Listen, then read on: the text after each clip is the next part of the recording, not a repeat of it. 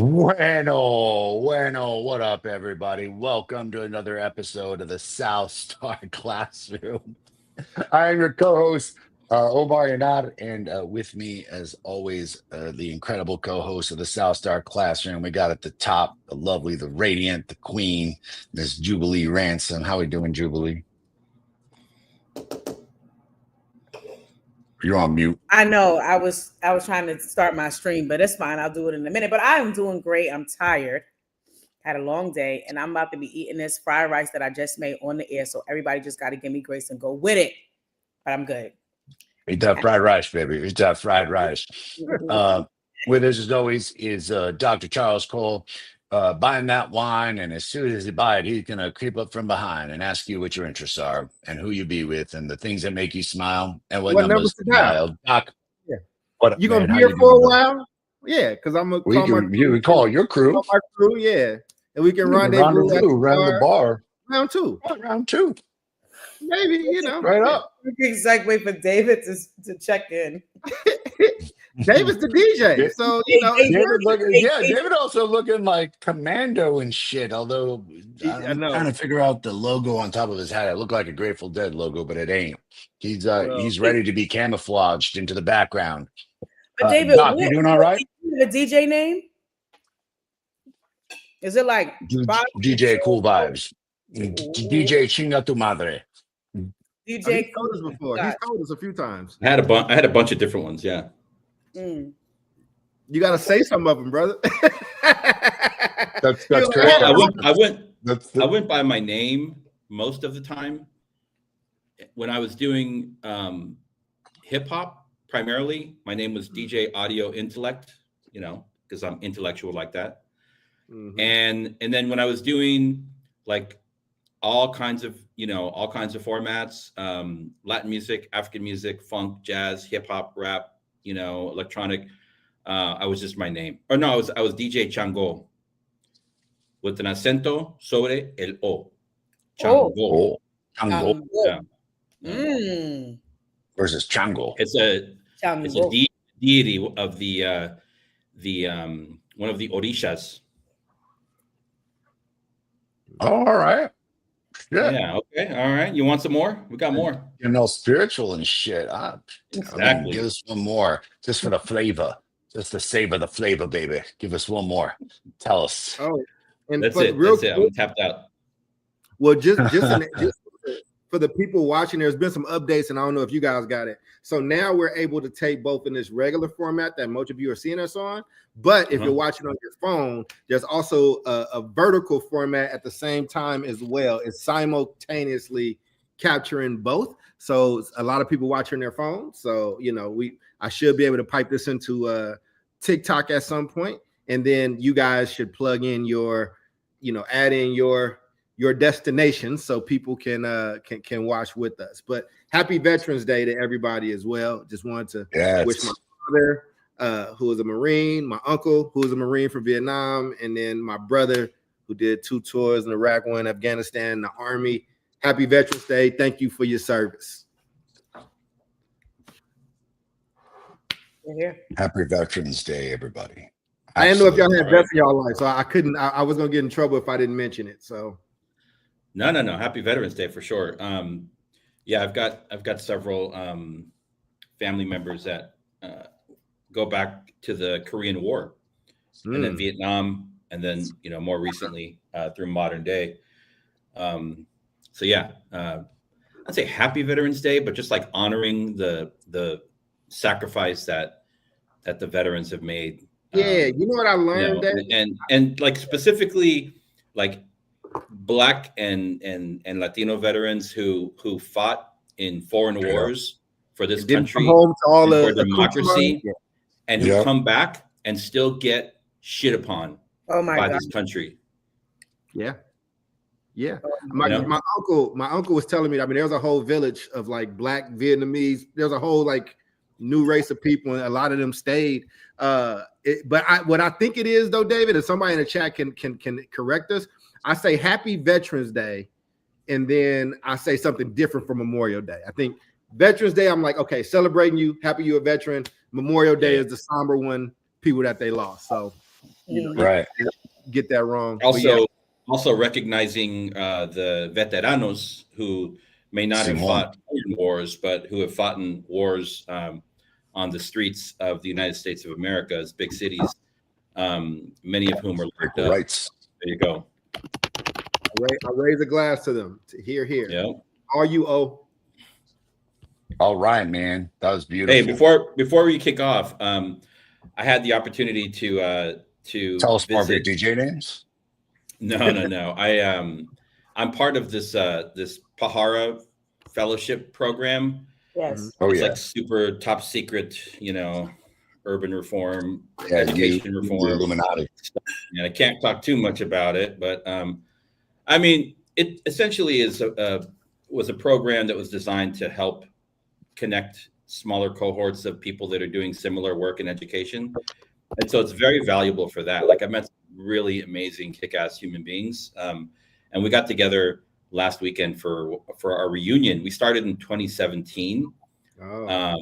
And some of the people in my group, I think, you'd recognize some of the names, leading some of the top, philanthropic organizations. Mike Miles is in my cohort, the superintendent of Houston Independent School District. Yeah. So I get to spend a couple of days with people like that, and they're all like very interesting and smart, and we've just really formed a really great community. And so we get to go as long as we can get ourselves organized and get ourselves to the airport in Denver. They pick us up from there, but they take us up to this place called Black Rock, which is just outside of Denver, and it's a retreat center. Lone Rock. Sorry, man, Lone Rock. And man, it was my first time there. My first time there, and I was blown away by it, man. That's all I'm gonna say. I said this is right up David's alley. So tell us how it was for you. I'm sorry, why did it blow your mind? It's very high. So you're like you're like at 9,000 feet, maybe 85, 86. So you've got this oxygen issue, which you have to deal with. But just the meeting spaces, the design, the architecture of the facilities is I've never seen anything like it before. So I mean, they really created a place for people to go and kind of disconnect and then to reconnect, in a very intentional setting. And yeah, I mean, kudos to Reed Hastings and whoever else is involved in that project, because it's a very cool place. I got to hang out with Chris Stewart was there. So he was there. To see Brother Chris. Oh, right on. Yep. Right. Mm-hmm. Is the CEO of NACSA part of your group, a guy named Kariga? Oh, Kariga was there. Kariga's my guy. He's my guy. I saw his picture. I was like, Kariga. Okay. Love him. Yeah, he's my guy. Nice. So anyways, that's my check-in. But I'm back at sea level now. I can breathe. Happy to be home. When I played basketball, they took us up to Tahoe, which is not too much shorter than that. And that's how we had to train up there. We had tournaments there. It gets you ready, but it's a lot. So yeah. Yep. All good, man. All good. Well, Omar, it's your show, brother. You your thing, man. I'm glad David got to have that good time up there. That's cool, man. That's cool. You didn't sacrifice no live virgins and shit, did you? No, but we probably had what's equal to a sweat lodge. Yeah. Oh shit. Okay. All right. Yeah. I mean, I love. I was gonna say, I feel like you would love the pool area, the hot tub. Oh, they yeah. got a cold plunge. Oh, they yeah. got a sauna. I mean, the whole thing is really nice. I thought the three of us went somewhere else. It wasn't there. I thought that's where I was thinking that we went together. But yeah. That's cool shit. I want to hit up that hot tub. We got to bring you up there, Omar. I'm sure there'll be a reason to take you. I'm sure. I'm sure I can just crash already. Man, I can crash that shit. That's how I like joining these things, man. Any club that will have me as a member. It's very remote though, bro. I don't want to be a member very of. Remote. Yeah, it's way out there. All right. Fair enough, man. So speaking of hot tubs and happiness, that actually, not hot tubs, but happiness is the focus of our show today. Stumbled upon a really fascinating article. And this was predicated on there is an obsession, if you will, friends, with the concept of happiness, particularly, I would arguably say, in the United States, right? And that happiness is so much about, like, you see it on social media. First, you see this annoying shit on social media, which I fucking love to look at, which is this like simplistic, stupid shit, usually from some dumb fuck in some like remote area like Bali, like appreciating life. Happiness is my resolve today. And I'm like, motherfucker, yeah, because you're in Bali. Like, you need to shut the fuck up with your like pedantic shit. And you're like, whatever, like wannabe influencer horse shit. This is scientific today. And what I love about this is that it's a juxtaposition to the horseshit that's out on social media, the stupidity of these influencers who have the means to demonstrate how wonderful their lives are while people are struggling to buy groceries. Like, it's just that level of tone deafness is something that makes me want to throw a milkshake at those people. Interestingly enough, gentlemen, I don't know if you all know, and beautiful lady, there's a graduate school of happiness at Claremont McKenna University. The graduate school is focused on the science of happiness, and some of these studies have come out of here. So let me set the plate. What are we talking about today? We are talking about the science of happiness, folks, the science of happiness. So there was a multi-year study that was led out of Cornell University. And the idea was, we're going to give young people, college and high school kids, about $400. And they get to use this $400 to make a contribution to their community, their family, anything that they feel would improve the lives of others. And what they did was, in any study, they gave this group A the $400, and then there was a group B that was not given the $400. And what they did was they did a composite study of happiness on students, and it was, inclusive of a sense of purpose, belonging, feeling useful, emotional well-being, so on and so forth, and found that all the students were pretty much at the exact same levels. Okay. 6 to 8 weeks later, the students that were given the $400 found a remarkable difference, significantly higher in happiness levels and purpose levels and flourishing than those of the control group, the group that was not given any money. What they found was that not only in identifying one's purpose, but making small concrete contributions to others is a efficient path for greater happiness, greater fulfillment, and greater love. And what's cool about that is that, we look at, I will consider myself a culprit of turning into like the old man group of like kids these days and their phones, and these millennials and these Gen Z kids. Well, this study was done with Gen Z kids, the narcissistic, selfish generation of me and iPhone and me and self-importance and me and not LinkedIn, that's us. What is it? The Snapchats and all that shit. And really what they found is that within every human being is locked this code that if we care about each other, give to one another, help one another, and have a sense of purpose behind it, there's ludicrous fulfillment. In fact, it was Nietzsche who famously said, they who have a why to live can bear any amount of how. They that have a why to live can bear any amount of how. And like, all four of us are testaments of that.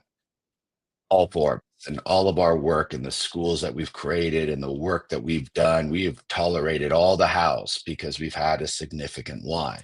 That's, I think it's why I'm particularly mostly a happy-go-lucky guy, because most of my time is spent on helping others. So this study is basically saying, hey, amidst all the noise out there is this centrifugal idea. And it's not to take away from therapy, yoga, exercise, sun, all those things that I think contribute, good sleep, that contribute to our well-being. What it's saying is that here's an indelible code that we need to think about. And being educators ourselves, I have switched it and been like, how do we think about this in terms of things that we can do in our schools and giving our kids this sense of purpose, well-being, contribution, to think about things greater than themselves. Like oftentimes, Doc, Jubilee, David, you've seen that, like, it's the high school kids tutoring the middle school kids, and it's the high school kids that are doing the tutoring that take so much more out of it than the middle school kids, because the high school kids feel like a sense of responsibility, a sense of giving back, a sense of purpose, a sense of like, I don't want this middle school kid to make the mistakes I do. And it truly elevates their self-esteem and their sense of worth. So this is where we're at. I just want to kind of lay that out there. I know you guys got to see a bit of the article and just get your initial thoughts before we jump into questions. What you think about this happiness game in science? Jubilee, what do you think? I'm going to pick on you while you're eating your fried rice. I'm just kidding. I'm going to David, because you got a mouthful of fried rice. David's drinking his. What you drinking today, David? Coca-Cola? I've got some iced tea. Iced tea. Okay, all right. Yeah. Like from iced tea? From iced tea. That man's saying cop killer, and he's on a show about cops. Okay, so what is the question? Is it like, are we starting from the top? Yes, just like, yeah, basic this is just like your general takeaways about the study, about the science of giving back, the science of happiness, and then we'll jump into the questions, my man. I think even jumping back further than that, I think you know, and part of this can be generational, part of it can be cultural, part of it can be based on, you know, different people's like income levels. But I think happiness really boils down to like perspective, and I think it's an incredibly objective, subjective, you know, like concept. You know, I think it means different things to different people. You know, and I think for some people it can be a lot deeper in terms of like, you know, that like giving back component, or like I'm put here on this earth. You're like a mission-driven person, right? And so if I'm able to like carry out my mission, you know, through my work, that's incredibly validating, right? That's like self-affirming. But I think for some people it's a lot more basic, you know. For some people it can be just like kind of, you know, more meditative, or just kind of like being. And then I think some people may not. A lot of people don't think about it in terms of like the meta way that we are thinking about it now. Like for them, happiness is just like, it's like a visceral feeling, right? I'm safe. I got my hamburger. I got my TV, you know, and nobody's bothering me. I'm happy. No one's bothering me. And I wonder if this article is poking at that, which is maybe, yeah, there's a thought of being content, right? And then there's happiness. And I would venture to say that one should never strive to always be happy. Like, you know, Marcus Aurelius or any of the Stoics, we should all drive to find acceptance and contentment. But this article is kind of getting into the fact that, like, let's separate the two out between content and happiness, and the fact that, oh, we've found a bit of a key here. Doc, thoughts, and then Jube. Yeah, I think, I mean, I don't want to be a curmudgeon. So, like, I think happiness is a good thing. Baby, be a curmudgeon, man. You want to be like, let me tell you what I mean. And on these Bali influencers, then that's cool too, man. Let me listen. I think people should be happy. I think it's a beautiful thing. I am just so caught up in the form of education that I'm a part of and what's not happening, that if I went to a school that was failing, right, or I had a kid at a school that was not doing the other things well, and then they tell me that they have this new happiness curriculum thing that they also are now doing, I just be like, what the fuck are y'all doing? Like, I mean, like, I just need you to do what you're supposed to do well. Now, listen, a great school of happiness should be a byproduct of that. It should be baked in. I should not notice that these things are happening. It should just be part of it. But I think it's a great idea, Omar. Let me just say that, Omar, Jubilee, and David, I think it's a great idea. We should be concerned with people's happiness. Okay. Did I do that right? Did I say that? Did I affirm it first?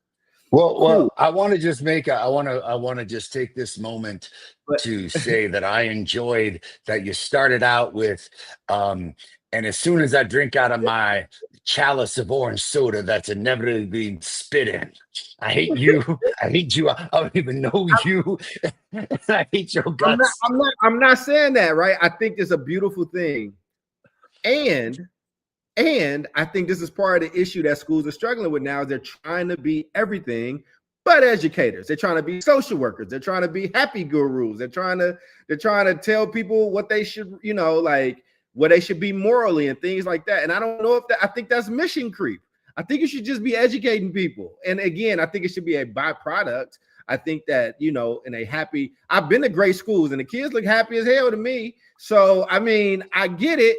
I just feel like we keep finding the new flavor of the week that can further distract us from doing the business that we're in, which is teaching and educating the next generation of people in this country. And we see where our country is. We see the political disarray, the political illiteracy. We see that critical thinking skills are dropping way, way down. I just don't want them picking up no new shit. I want them to, unless that new shit is helping them be better educators. But I want everybody to hear this right now. This is fresh off the charts of South Star Classroom. Dr. Charles Cole says, "Fuck your happiness, David." Sounds like a t-shirt. You tried, Charles. Who told you you deserve to get your t-shirt? Who told you deserve to be happy? Who told you that? So I don't know if it's like deserve to be happy, first of all. But I'm just saying happiness is different for so many people that, like, again, that's why it's not your job to do. But I continue. Y'all know I'm always gonna be a teacher, no matter how. I love this show. Go in leadership. Before my kids would come out of my class, right? I decided to teach where I grew up, in East New York, Brooklyn. And when I got to third grade, I found my sweet spot. When I taught fifth grade, I had kids that were biting sharpeners to get the blade out so they can go cut somebody after school. Kids stealing money from my pocketbook, fighting, starting fires in the garbage can. Like, that was my class. Okay. Third grade, I was like, man. Fifth grade, I figured something out. Like, how do I get these children to want to, like, be here and somehow figure out how to shake off what they are experiencing outside of it, because it most definitely is very bold, bodacious, and present in my classroom, right? There's no separation right now between what they are experiencing outside in the street and at home and when they're coming to the classroom. So I, as the teacher, need to figure out how to illuminate this environment and add some joy, some happiness to the environment so that it feels different from where they're coming from, right? And it wasn't everyone's case, but it was a lot of their cases. And when I became a third grade teacher, before they would walk in my class, I would say, all right, everybody, shake it off, and literally pretend to have a feather that I was shaking off all the dust. All, like, we are stepping into a place of learning. We are stepping into a place that's filled with positivity and joy. We are stepping into a place that's filled with honesty and truth. And when you're in here, you're going to be loved, seen, valued, and you're going to learn. You're going to learn today. Right. And I think it is, when Charles says that there's a bunch of schools and the kids look happy as hell, this often, like, these conversations, and I'm talking about beyond SEL. SEL is a part of it, but like this joy factor, as this organization I used to work with, Achievement First would call it, or happiness factor, is a huge part of the composition of what creates an environment where kids are happy as hell. Right. And it's not, I think it is a byproduct of a healthy learning environment, but I also think it's a foundational tool. I think it's a prerequisite almost.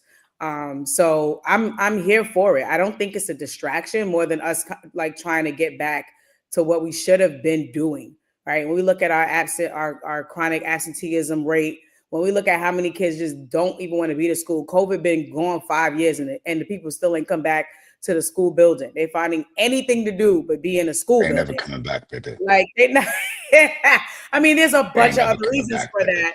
But all I'm saying is when we look at schools that have higher attendance rate, right, like higher scores, higher all the things, it's not just good teaching, right? Or maybe it is good teaching, but good teaching does encompass this piece about being able to activate and pay attention to joy, to happiness, and the things that evoke positivity to set up psychological safety to get a kid to be able to learn. So I do see a place for it.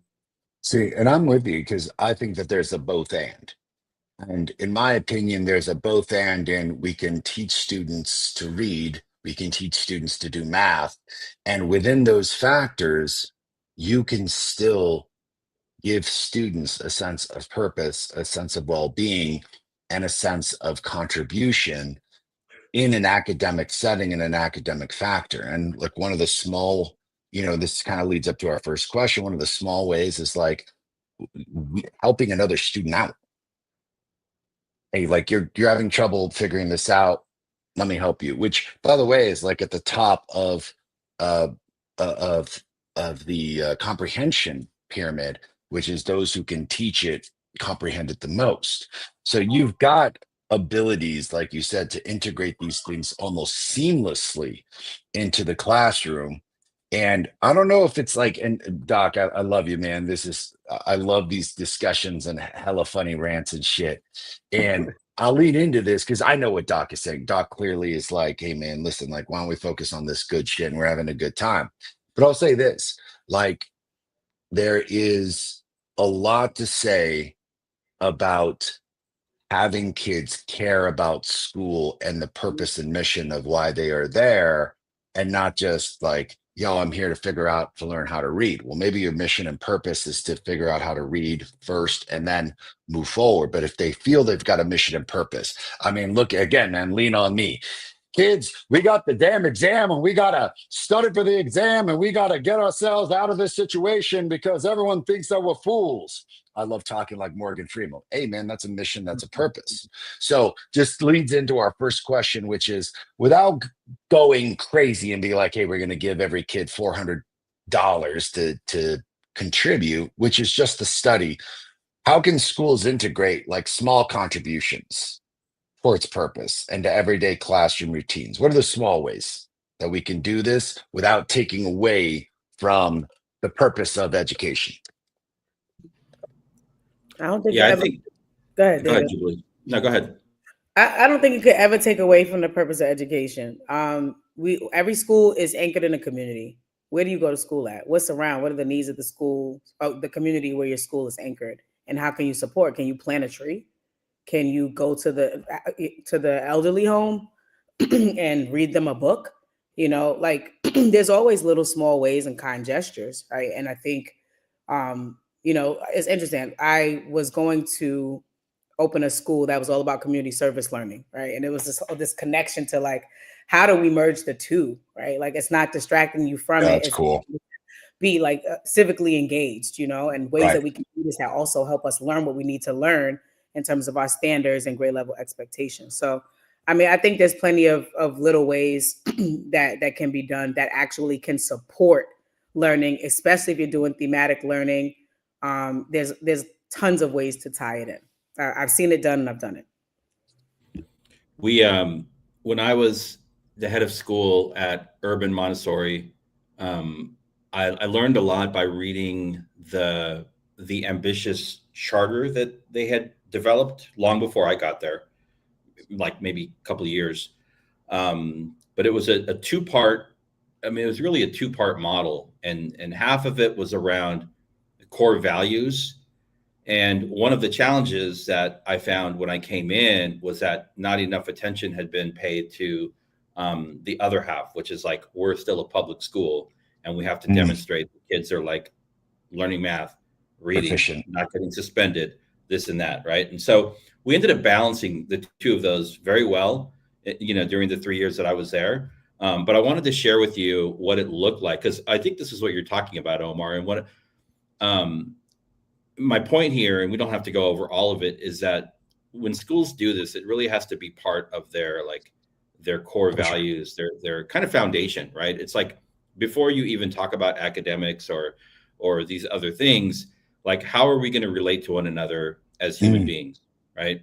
And so this is like the framework for our for the model that was created. It's like tied to some of the design thinking work coming out of the D School from Stanford. I think you've heard of that school, Omar. Yeah. And so this is what it looked like at Urban Montessori, right? We notice and we care. We embrace our common humanity to build our school community, and then you can read the rest. We notice and care, meaning that we're building a learning community. That means developing our grace and courtesy, which is kind of part embedded in the Montessori, pedagogy, as well as our empathy and inquiry muscles. So empathy and inquiry. Empathy is a core component of, I think, what we're talking about in terms of like happiness and like helping other people, because it requires that you are able to empathize with other people's situations, right? You're not sympathizing for them, but you are empathizing with them. Those are two different things.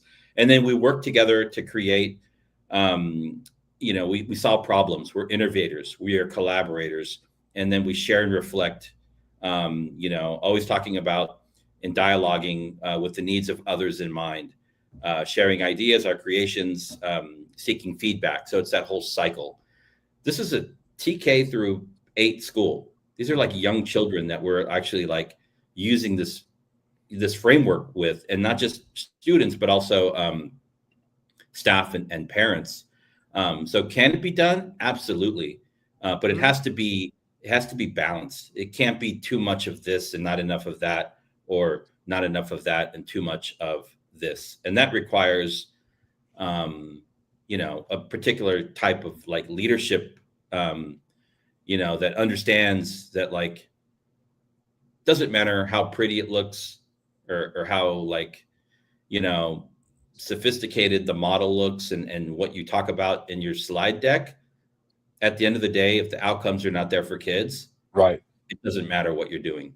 Right. Absolutely. And it should- just really, was there like a small way that people demonstrated this at the school?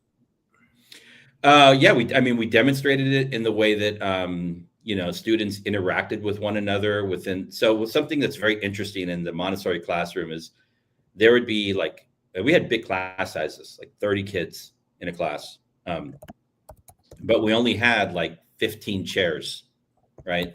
So students would have to like engage in conflict around like, where they're going to work with a chair and a desk or at a rug, or in a different part of the classrooms. There was a lot of like negotiation that happened with students, and at the adult level, there was definitely conflict. I mean, we had design thinking challenges and all that stuff too, but just in terms of the core way in which we interacted, when there was conflict, like we were not necessarily a conflict, like what do you call it?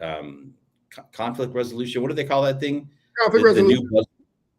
But they call it justice.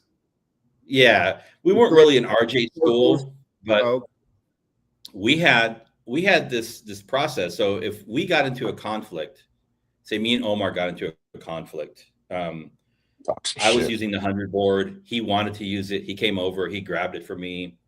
And we got into a conflict. We had this thing called the peace path, where students could go outside on their own, with the door open. And it was like a kind of a hopscotch thing where students started out, with talking about how they felt, talking about how the other students' actions impacted them, talked about, what could be done differently if this conflict arises again, because it's likely to, right? And then lastly, coming to some agreements, right? And these are students that are doing this on their own with training. That's dope.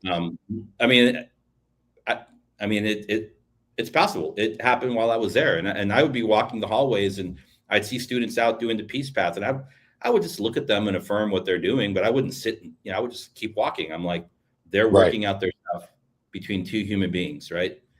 And there are other examples. So yeah. Yeah, I was gonna just say, like, I agree. I agree 1,000% with everything that was said.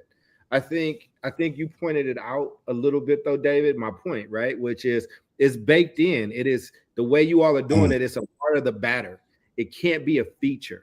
And I think that's what tends to happen in a lot of urban education is something comes over the top and becomes the priority, and they start hiring for that and not doing the rest of the things. Listen, I'm the person that do agency as far as like working in schools and we built that on navigation, on awareness, navigation, and duty. So duty answers that first question when you ask Omar, how can schools integrate the concept of small contributions towards purpose in the everyday classroom routines? I do think you have to speak about purpose, but it has to be baked in, and you have to be a skilled enough teacher to weave that in to where, it's not the feature. And for the people that's listening, what I mean is, if all of us took you out to dinner, like we're having steak, we're having chicken, like, the mashed potatoes are a feature.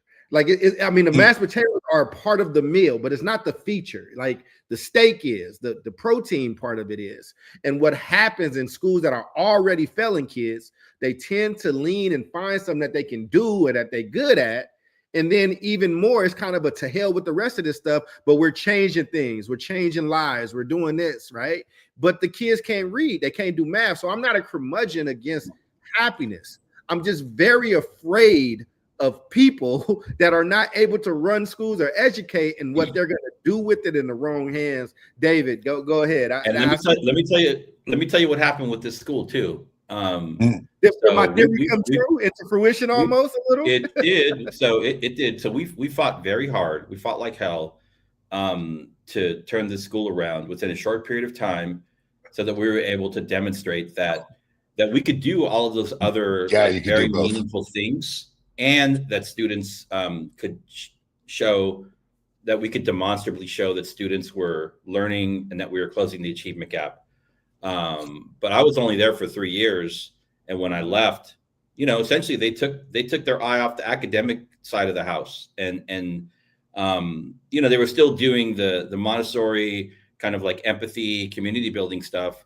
But, at the end of the day, they come up for renewal last year. The school got shut down because of academic outcomes, period. So it's not like a nice to have thing. I think both are actually necessary, essential, but you have to do them well with fidelity, and you have to be able to demonstrate impact. Otherwise, you're just, And I definitely go ahead, you. Yeah, I agree. I think I have seen it so much, the both and. I've seen it done terribly, where a school has become, the monument for character development, character education. Right. And everyone has integrity and no one can add. And it's just like, to Charles's point, they got like, integrity.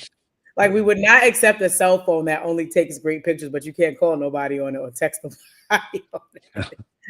It's like, so I totally agree. Like, it's got to do the thing, right? Education has got to do the thing, and that is educate, right? But that's all the way around. And I do see something like this being a part of education. But, to your point, I agree. It should not be, I don't even want to say the core thing. It should not replace or displace reading, writing, arithmetic, and critical thinking, and all of those things. But I have seen it done well, where they are merged and one literally supports the work of the other. And I really do believe in that. Mm-hmm. And I would ask, this is oftentimes when we talk about stuff like this becomes like, sadly, a bit like highfalutin. It's like, well, like these private schools can worry about that shit and these other schools can worry about that shit. It's always some weird ass school that's doing some kind of happiness project. And I think the four of us have gotten very specific in saying there is a concrete balance between being able to do high level academics and having the culture very much baked in.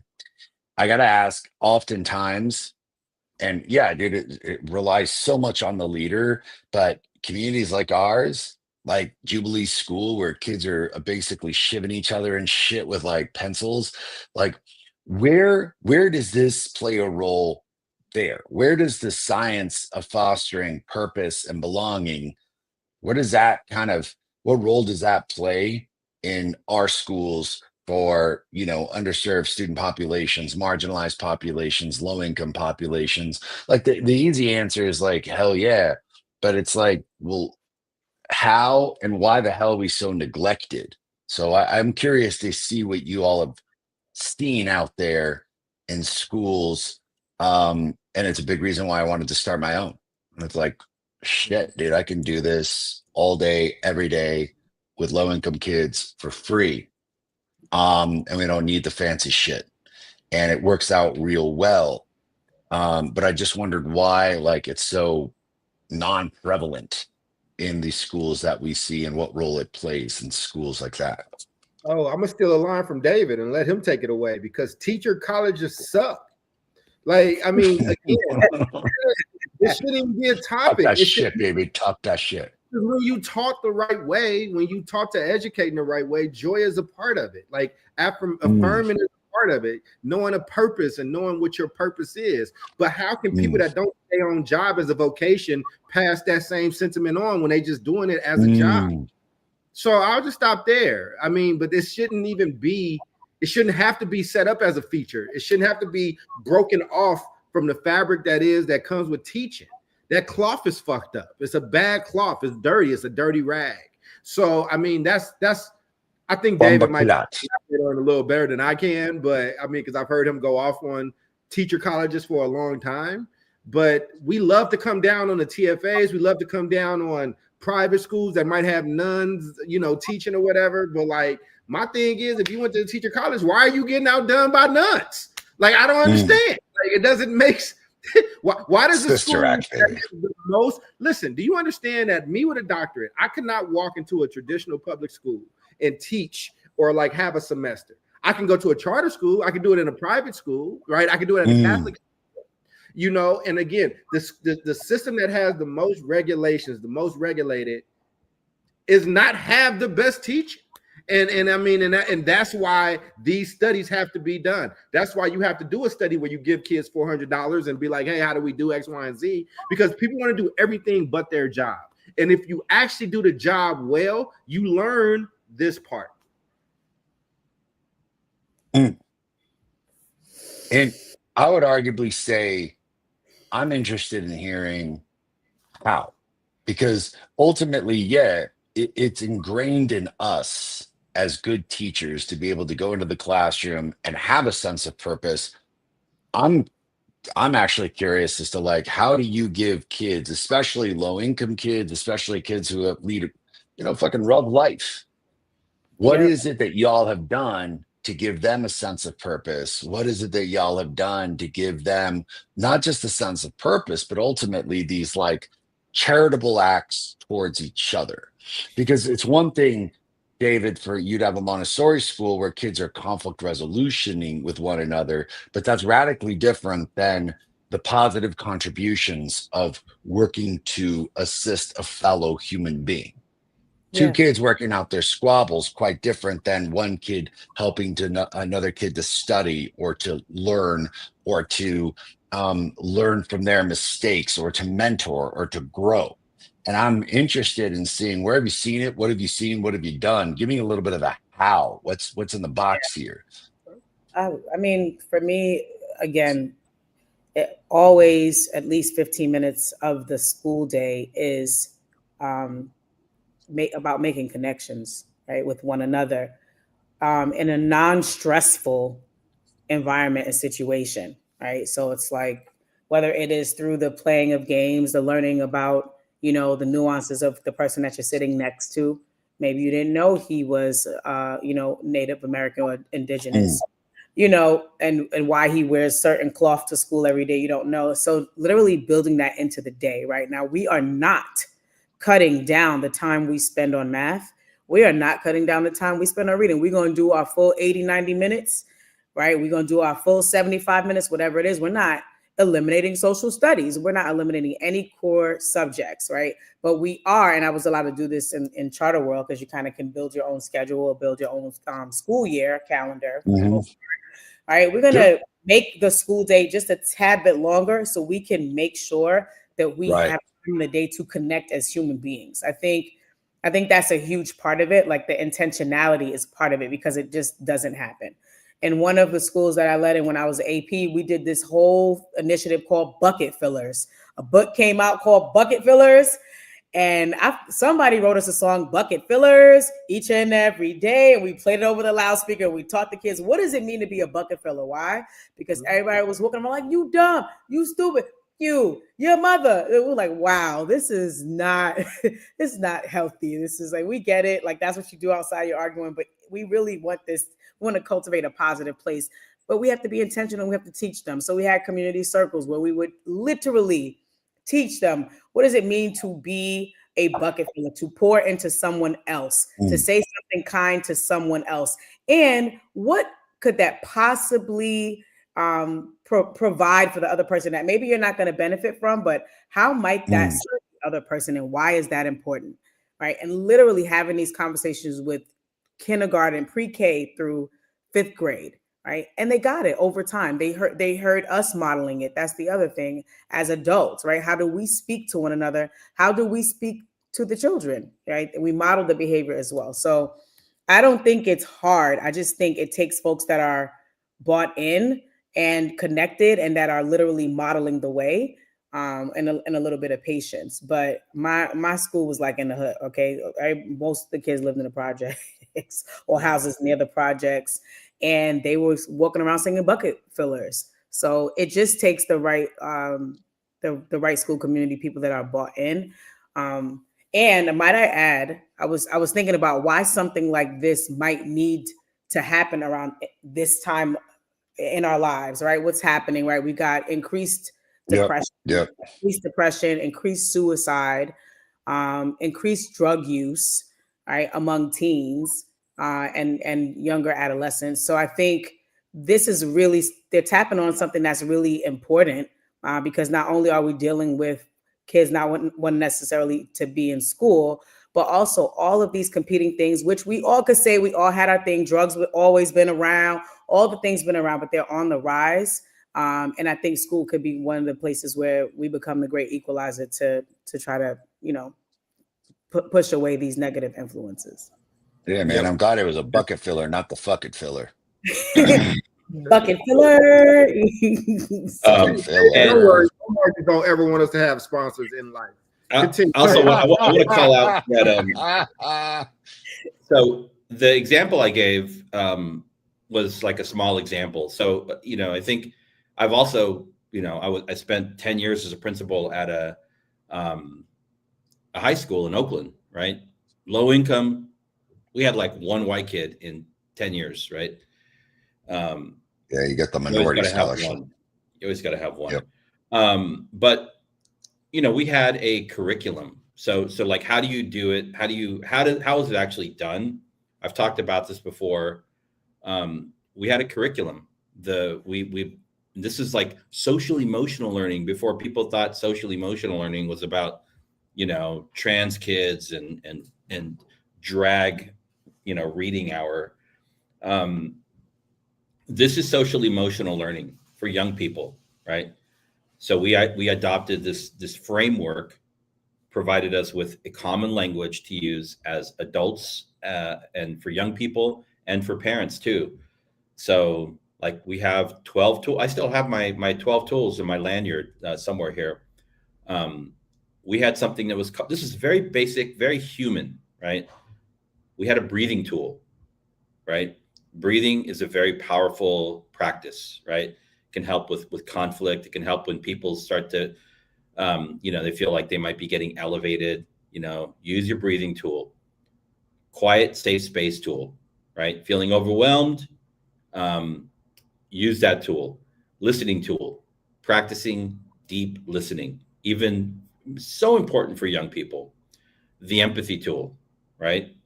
The personal space tool. We all deserve personal space. I do, you do, right? And so ask for it if you need it, right? Use your words. This is a powerful one, right? Because especially the younger kids, they like to use their bodies. So like, or they get mad, did you use your words in the right way? The garbage can tool, Jubilee said something mean about me. It upset me, but it's not that big of a deal. So I'm just going to put it in the garbage can and move on. It's a tool, right? Taking time tool. Yeah, some people need more time for tasks than other people. Please and thank you tool, apology and forgiveness tool, the patience tool, and the courage tool. So all of these tools come with a curriculum. They can all be scaffolded and become more like get a little deeper as students get older. But this provides the framework to, I think, create that kind of intentional community within a school that is focused on validating and honoring the human-to-human connection between students, between adults and students, students and adults. This is how, but it has to be, it's not an add-on again. It's like, it has to be really part of your DNA. And if it's practiced, with fidelity, it can really work wonders, really in any setting. Doesn't matter. It can be a high poverty setting. It can be a low poverty setting. Man, I love this. All young people want, all young people, they want safety and they want structure and they want predictability. And that's what this provides. And I was going to add, you asked for a specific example. When I went to school in Kentucky, I think I was in second grade. I was young, maybe first. And it was just baked in. So for instance, they knew the boys needed to run around and do stuff. We had like spring games, like if it wasn't snowing or raining, like they would do stuff like set up for us in the whole school to do races and high jumps, and they would give out ribbons, and those ribbons were big. If you weren't super competitive, they would do things like, they have us lay down on the floor, when it's time to kind of wind down after David, you guys might know this better as master teachers. It was either after lunch or after recess, one of those when we were still wound up. They would have us lay down on our little mats, and they'd be like, what's the thing you said you wanted to be in life, right? They didn't care if you wanted to be if you wanted to be a astronaut or a superhero. They'd be like, okay, what are you doing right now if you're that? Like, and they would put you in these states. The whole school was poor. The school had corporal punishment, by the way. It's Kentucky. I think they still might have corporal punishment. It wasn't that controversial now. It was. They don't get in trouble to get your ass beat. Evolve. But what I'm saying is, we were all poor. Didn't nobody know they was poor? Like, it's school. Like, we would do things like in math class, like for math, we would have math competitions. And for math competitions, for multiplication, she gave out the big Snickers. So like, I wanted to win the big Snicker, right? Or like, who can read? Like, they'd have reading competitions, right? Like, they would do things that kind of fed into the competitive kid, and also the kid that's not competitive, but things that they might, like to do. But now that I look back as an adult, everything was tied to a lesson. It was tied to some kind of thing that we were being taught, right? Like we're doing high level math faster than everybody else. We're just trying to win the competition and win the Snickers. We don't know that we're being trained in math in this way, or like reading out loud competitions, right? Like, things like that. Oh, you're the newscast. The best readers get to be the newscasters for the day. And basically you would just read out loud. They would pick two, and it'd be like a script that the school sends out that the teachers got to read, right? But they would just let us read it. And it was like a big honor, So this is what I mean. It has to be a part of the batter. It has to be baked in. What I fear, and I hate I know I'm not always the person on these shows that's talking from the place of fear, but it's because I've seen so much, like you saw, David, when you were talking about, I've seen like restorative justice become that's all the school is known for. Yeah, now. that's all it's doing, man. And restorative justice is a great concept. It's a beautiful concept. But when it starts to become more important than the things that we actually do, it's a grift. It's not that. Yep. And so that's so I don't hate happiness. I don't hate love, but I think there's a you sounded very convincing there. I don't, right? Because I know what Jubilee is Jerry saying. Loves love.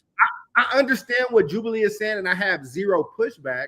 But the underlying thing that the audience don't know is, but I already know Jubilee is a thorough educator. I already know that this is a vocation for her. So I don't have to worry about that. But when you got brand new ass teachers who's 23 and 24 years old and they're brand new in their career, and then you bring in a new idea and they take fully to that idea, you're stunting their growth as an educator.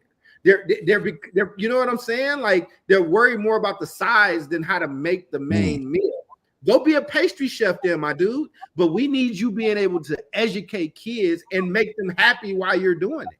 Like, and sometimes they're not going to be happy. Here's the other thing. We have a lot of unstable adults because they're younger. The kids are older. Like, we have adults that are not fulfilled in who they are personally, and they want to be friends with the kids. They feel bad when the kids like them. Some of them are reliving their own high school trauma.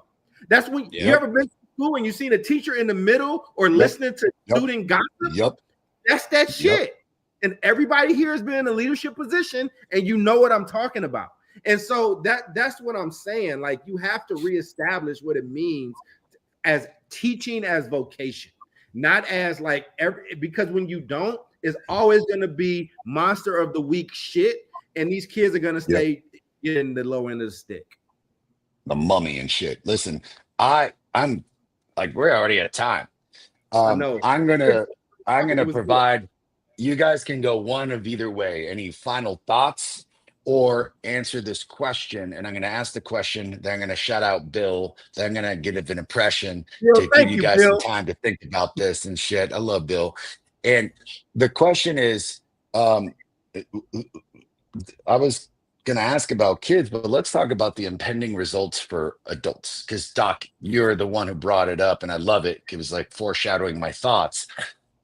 What are the impending results for adults? So if we found this kind of key, this structure of contributing to others, looking out for others, helping others is a formula for happiness amidst very tumultuous times and very unhappy adults.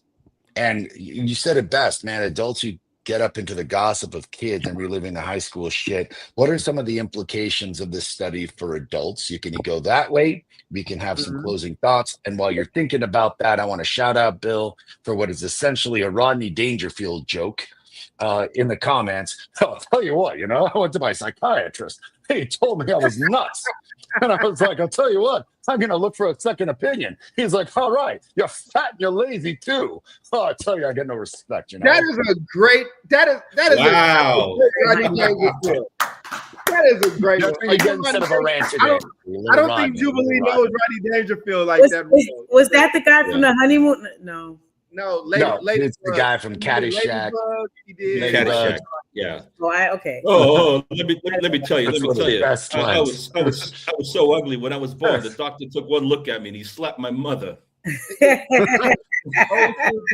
he's super funny. You might like Ladybugs. Go watch Ladybugs where he's. It's a great movie. It's got one of his best lines. I'm Chester. I'm great. I'm wonderful. Everybody likes me. Hey, Chester, to me, you look like you're an asshole. Oh, if I'm an asshole, there's a reason for it. You're contagious. I love it. Joffrey just said that was a great impersonation. See, we got people watching. That was good. You should have did that at the end because I don't want to follow that. But who's next? Come on, man. I'll go very quickly to get us onto the. What up, Joffrey? Love you, man. Miss you.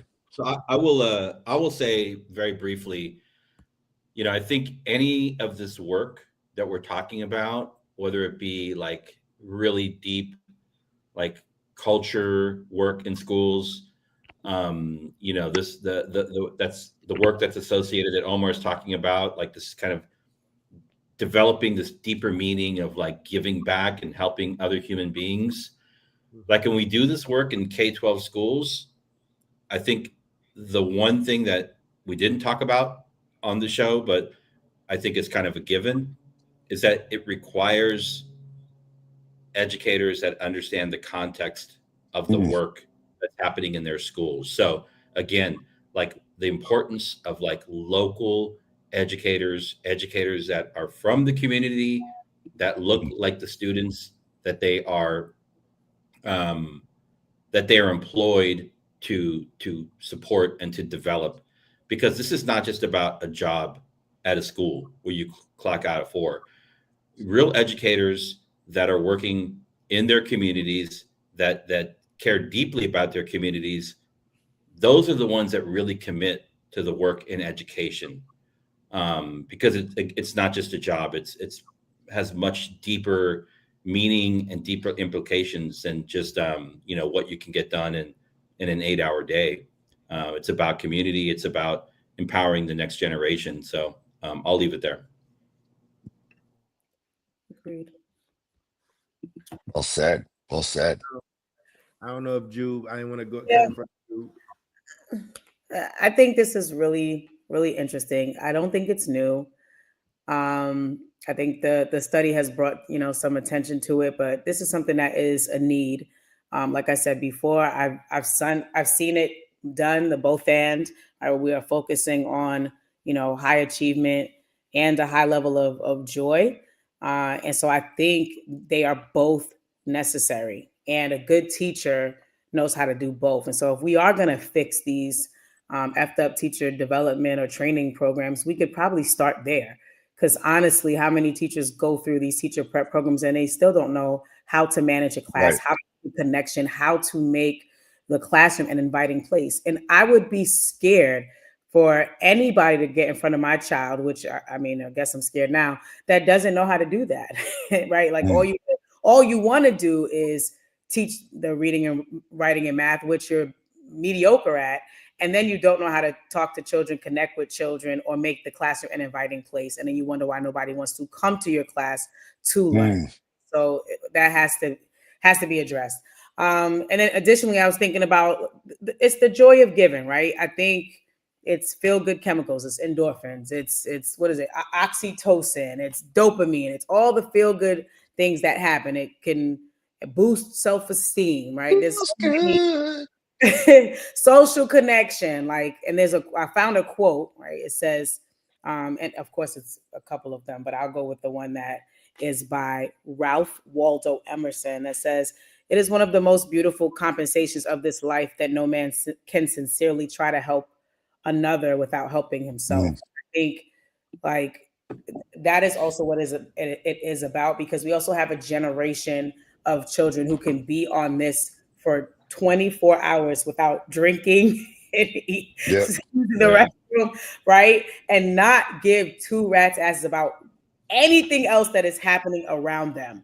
Okay. I am from a city where if someone is rolling around foaming at the mouth on the train, the people will say a good God bless you and step over you. And somebody will call 911. So I do think that this could also be like an intervention, right? It's almost like back to the basics. Let's bring it back. Let's never override the importance of reading, writing, arithmetic, but let's also understand that this is a precursor to it. It's a foundational tool to help us achieve at high academic levels. Final thoughts. Damn. Great. That was a great statement, Jube. I think you killed it. Great show, Omar. And just to the people that come through, Jeffrey, Bill, we love you, damn it. Just keep it coming, Bill. Hell yeah, man. We can't get enough. We might not post all of them, but we're gonna read them. We got you. I would just say this, man. I think in closing to this, I think everybody hit it on the head. I think that we have to just train educators better and just have to have a higher standard, and it should be kind of baked into what you do. And everybody's been in that bad school, right? That school that ain't got enough money. It's always something wrong. Outside is drugs, it's guns, it's killing, it's crazy. But then there's usually like one or two teachers in that school, and you go in a room and they close the door, and it's like an oasis. It's like they're so good at what they do.